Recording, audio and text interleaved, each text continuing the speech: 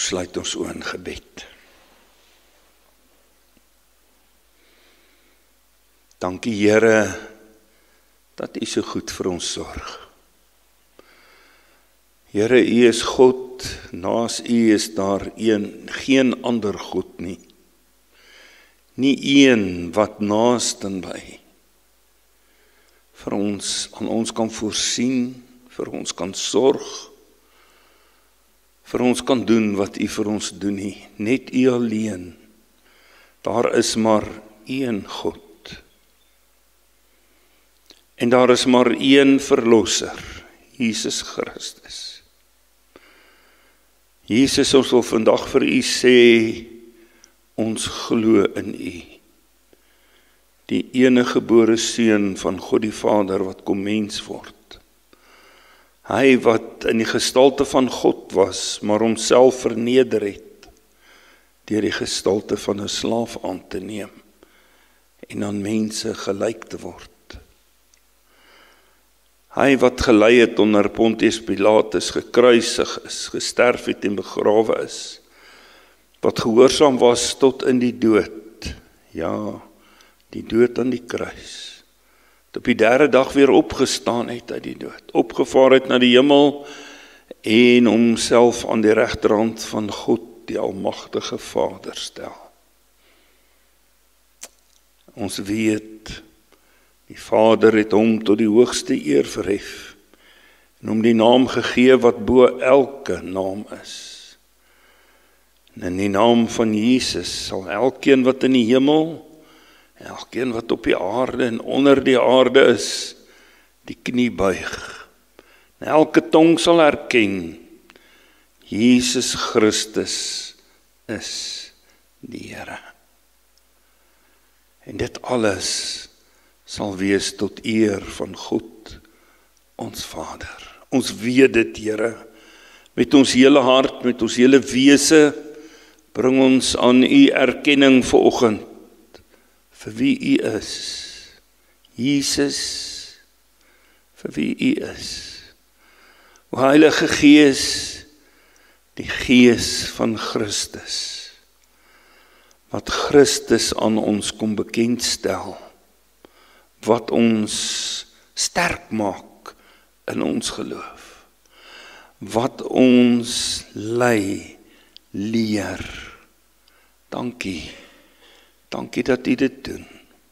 Dankie dat ons ook opnuut weer vanoggend dit kan beleef, dat U ons kom aanraak.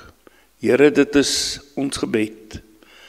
Dit is ons diepste hartsbegeerte, dat U in hierdie oomblikke, in hierdie gebou, tydens die verkondiging van die woord, U teenwoordigheid aan elkeen van ons sal kom openbaar. Dat dit nie maar net 'n preek is nie. Dat dit nie maar net 'n dominee is wat die woord lees en dit uitlê nie. Maar dat dit U is, met U heilige teenwoordigheid, by elkeen van ons. Here, ons het 'n behoefte daaraan, dat ons harte warm sal word, wanneer ons U teenwoordigheid ervaar. In Jesus se naam. Amen. As jy wil, kan jy Bybels oopmaak by Lukas 24. Ons gaan van vers 13 af lees.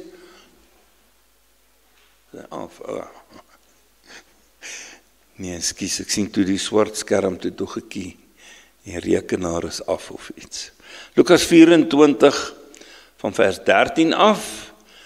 Dit is Jesus se verskyning aan die Emmausgangers. Wie van u kan onthou, ons het so bietjie minder as 'n jaar gelede ook oor hierdie teks gepreek. Kan u nog onthou wat ons gesê het?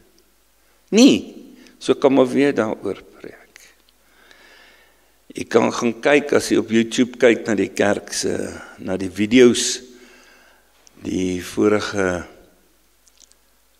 preek was, se tema was Jesus se verskyning aan Kleopas.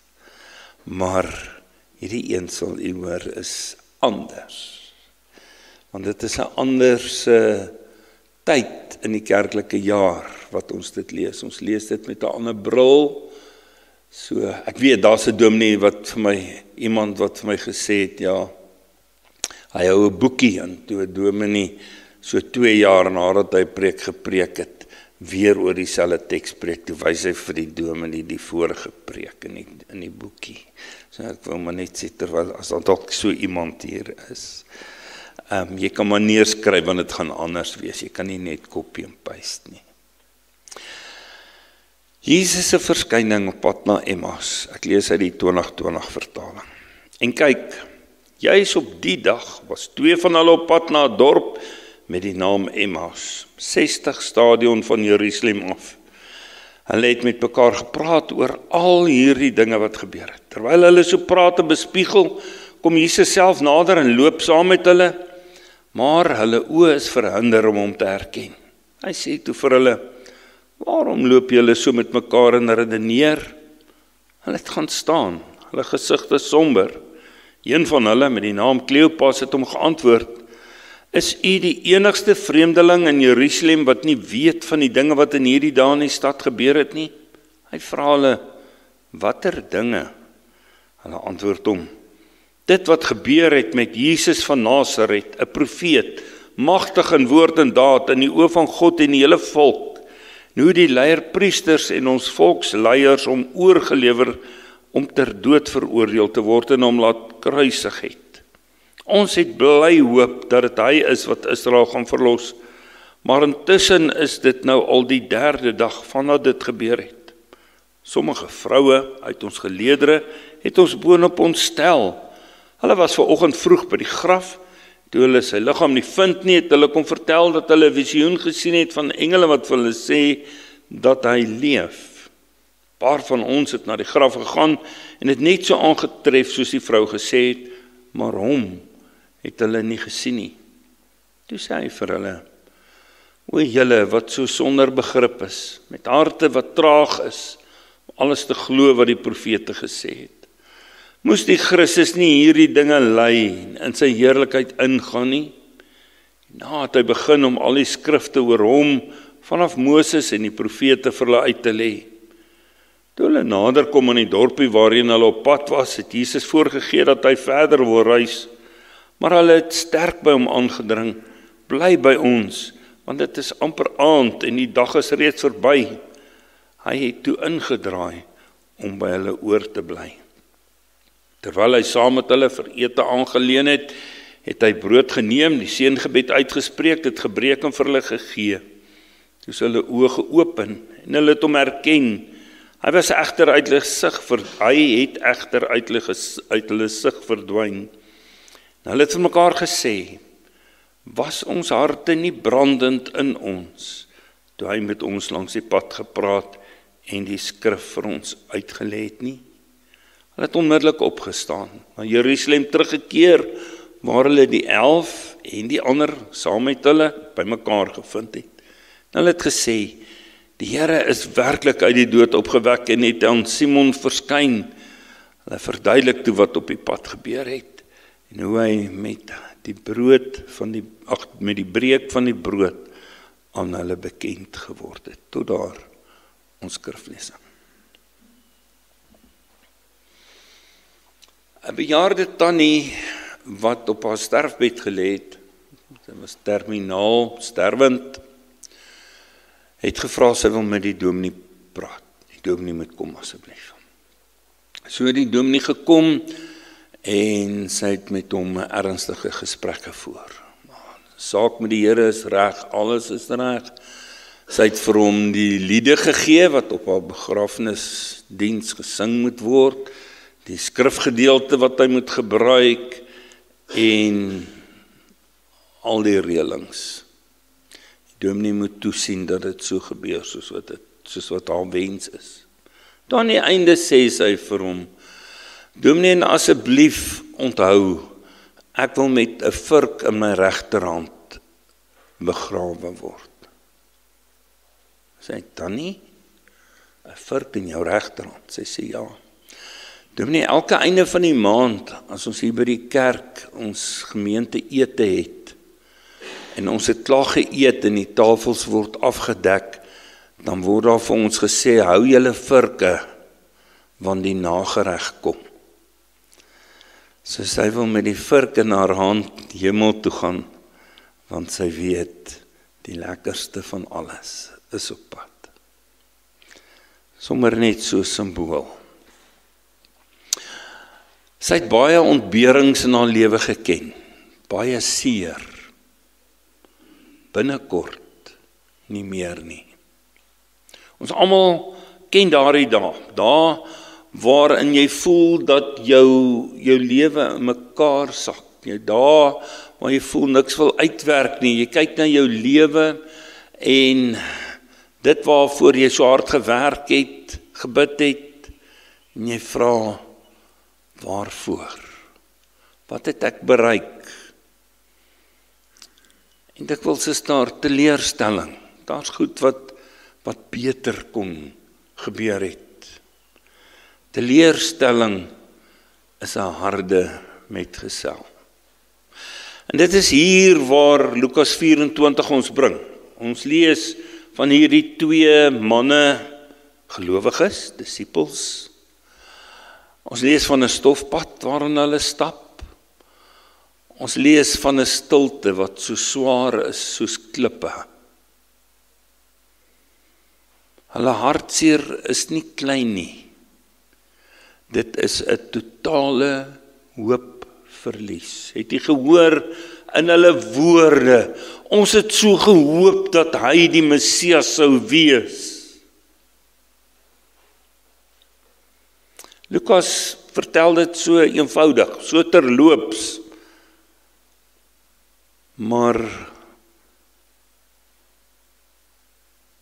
in daardie oomblik van hulle donkerste hartseer, kom Jesus en hy sluit by hulle aan. En hy stap saam met hulle.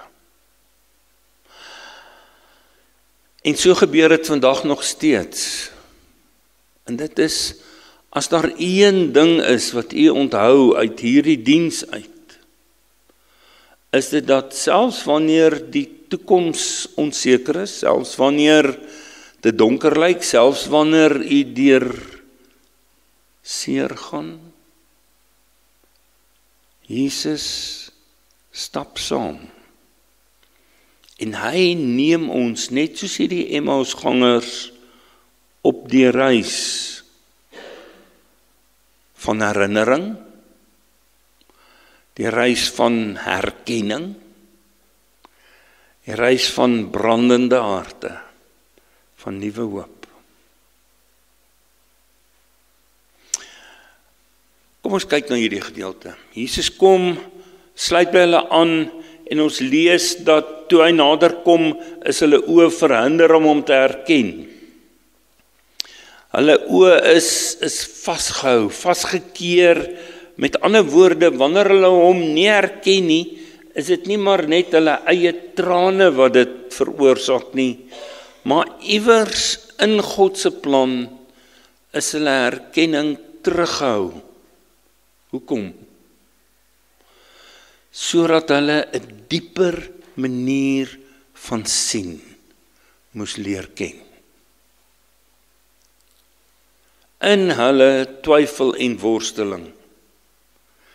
In hulle worsteling omdat dit wat hulle gedink het moes gebeur nie gebeur het nie, en dit wat gebeur het nie sin maak nie, in hierdie groot teleurstelling is die lewende Christus tussen hulle. Hulle praat oor 'n uiters belangrike saak. Hulle geloof, hulle hoop oor die toekoms. Hulle praat daaroor dat hulle hoop dood is aan 'n kruis. En ons moet, wanneer ons deur 'n hooplose, moeilike tyd gaan, moet ons onthou, God se werk is soms onsigbaar vir ons, maar dis nie omdat hy afwesig is nie. omdat hy besig is om ons persepsie te verander van dit wat gebeur. Hy's nie afwesig nie, hy's daar. Hy wil hê, ons moet nie net op ons fisiese sig staat maak nie. In die gebed, voor ons die woord oopgemaak het, het ek gebid, Here, laat dit nie maar net 'n gewone erediens wees nie, maar laat ons iets goddeliks ervaar. Dit wat ons om ons sien, is nie maar net gewone dinge nie. Tussen hierdie gewone dinge, tussen die hoop, tussen die tye wat dit goed gaan, tussen die tye wanneer dit moeiliker gaan, tussen die moeilikste tye, is hy daar. En wil hy ons leer, net soos die Emmausgangers, om nie net op ons fisiese sig staat te maak nie, maar wil hy ons oë van geloof open. En as hy saam met ons op pad, lank voordat ons hom herken.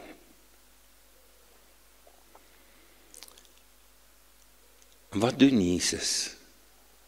Jesus lei hulle. Hy gee nie net vir hulle woeps, met een slag, die wonderwerk en die evangelie en alles is in 'n oomblik daar nie.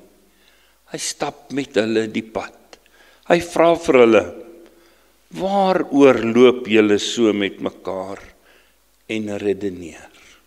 Hy kon vir hulle gesê het, hier is ek, hulle oë oopgemaak het. Maar hy wil vir hulle wys, hy neem hulle pyn ernstig op en hy lei hulle vanuit hierdie oomblik van pyn en teleurstelling, dat hulle kan verbaliseer wat hulle pyn en teleurstelling is, en hy lei hulle stap vir stap, geduldig. Na hulle vertelling, na die verwarring oor die berigte oor sy opstanding, neem hy hulle stadig aan die hand deur die skrifte. Vers 27 sê, hy het begin om al die skrifte oor hom van Moses en die profete vir hulle uit te lê. Amper soos 'n onderwyser wat geduldig van een teks na 'n ander deur die Ou Testament, Exodus, Jesaja, Psalms, die profete.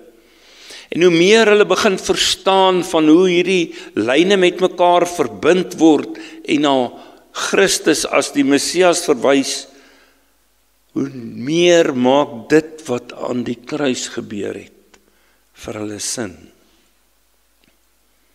En wys hy vir hulle, die kruisgebeure was nie 'n ongeluk nie. Dit was nie 'n tragedie nie. Dit was die redding, die hartklop van God se reddingsplan vir ons. En so werk dit in ons lewens ook. Die Here wil hê dat ek antwoorde moet soek in sy woord. En ja, dit is woorde wat eeue gelede gespreek was, geskryf was, dinge wat eeue gelede gebeur het, maar hy is die God van die eeue, hy is nog altyd dieselfde, en soos wat ek hom leer ken, soos wat hy destyds opgetree het, en in sy kinders, op die wat op hom vertrou het, sy lewens getrou uitkoms gegee het, so sal hy ook in my lewe doen.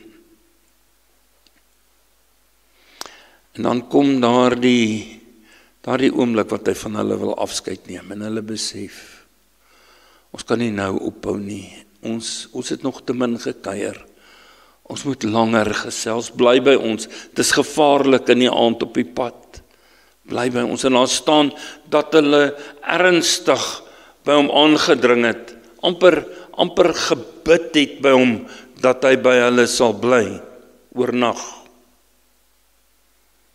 En dan kom hulle daar aan, die son sak, en hulle lê aan om te eet, soos hulle gewoonlik gemaak het.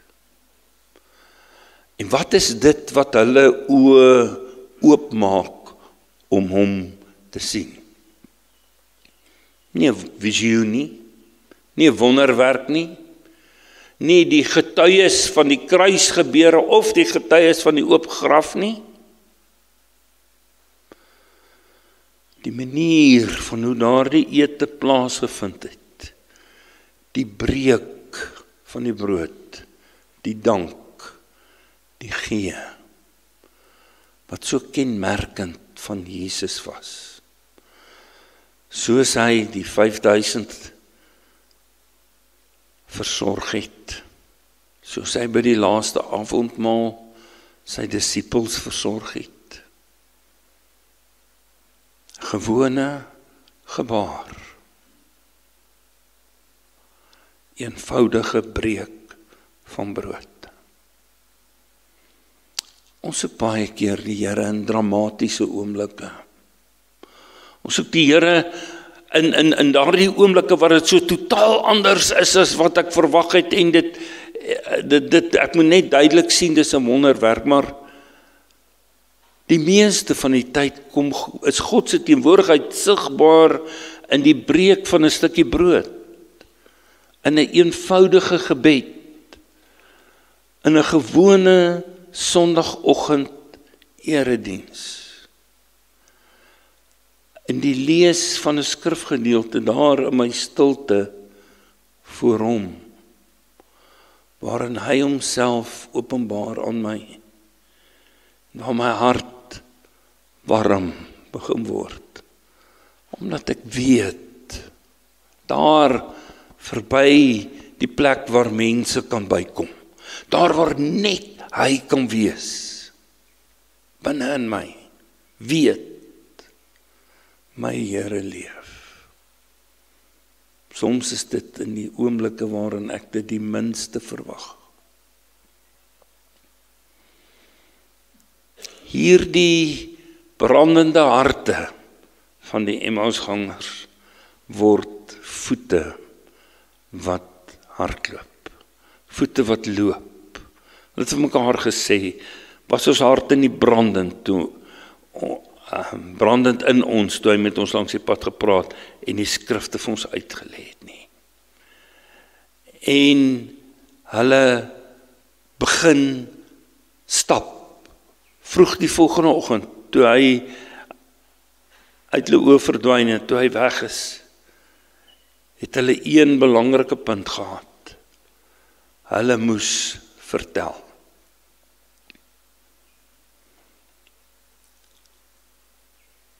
Wat doen hulle wanneer hulle daar by die disippels kom? Hulle sê, die Here is werklik uit die dood opgewek en het aan Simon verskyn. Hoekom juis en het aan Simon verskyn? Want Petrus is die een wat hom verloon het. Daar moes 'n oomblik van vergifnis, van versoening plaasvind. En hulle kom van hierdie dag voor die tyd waar hulle wegstap en as dit ware vlug van die pyn van dit wat gebeur het. En hulle gaan uit hulle pad uit, 11 kilometer ver, gaan hulle terug om te gaan vertel. Hulle harte brand en hulle voete en hulle lippe moet volg. So gebeur dit ook in ons lewens. Wanneer jy daardie oomblikke raak sien, wanneer die Here jou hart laat warm word, wanneer hy dinge in jou lewe doen wat jy raak sien, hoe kan dit anders? Vertel jou familie, vertel jou die heel naaste aan jou, vertel aan ander. Daar is iemand wat die Here oor jou pad stuur, wat wag op jou getuienis. Mag die Here daardeur geëer word. Ons het in hierdie gedeelte gelees In my donkerste dag, in my donkerste tyd van my lewe, wanneer ek alle hoop verloor het, stap Jesus nader. My grootste twyfel kom hy en maak hy die skrif vir my duidelik, sodat ek kan verstaan, sodat ek kan glo. In my gewone gang van die lewe, maak hy my oë oop. My gebroke hart, steek hy 'n vuur aan. 'n Vuur in my, wat ook 'n vuur in ander kan aansteek. Weet dit vandag. Of jy die pad van hartseer, verwarring of hoop loop. Weet dit. Jesus stap saam. En omdat hy stap, because he lives, I can face tomorrow. Because he lives, all fear is gone. Ken julle daai liedjie? Omdat hy leef, verander alles. En daarom, as jy so na jou regterhand kyk, sien in jou geestesoog die vurk in jou regterhand. Want ons is op pad na die hemelse feesmaal. Amen. Kom ons bid saam.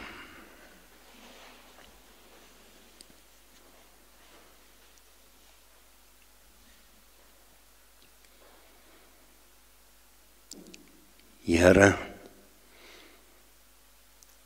soveel keer in ons lewens op die stofpaaie van ons teleurstellinge het U nader gekom. Die stilte tye van onsekerheid het U ons voetstappe begelei, al het ons nie altyd besef dat U daar was nie. Dankie dat U nie wag vir ons om alles reg te kry voor U kom nie. Dankie dat U in ons gebrokenheid instap, in ons vra luister, in ons verwarring lig bring. Dankie dat U lig deur die donker skyn. Dit is ons gebed, die vandag opnuut weer ons oë oop sal maak om die teenwoordigheid raak te sien. Nie net in die groot oomblikke nie, maar ook in die eenvoudige dinge. In die breek van brood, wanneer ons saam kuier, wanneer ons saam gesels, 'n koppie koffie of tee drink, in die oopmaak van die woord, in die liefde van mense rondom ons. Laat ons harte weer brand met 'n nuwe passie vir U. Waar ons geloof koud geraak het, Here, steek dit deur U Gees weer aan. Waar ons hoop flou geword het, blaas dit aan deur U Gees. En dan, wanneer ons harte brand, help ons om nie net stil te bly nie. Stuur ons uit, soos die Emmausgangers, om te vertel, die Here leef. Gebruik ons. Gebruik ons om U lig te dra na 'n wêreld vol gebrokenheid en donkerte. Ons bid dit in die naam van Hom wat leef, Jesus Christus, ons Here en ons Verlosser. Amen.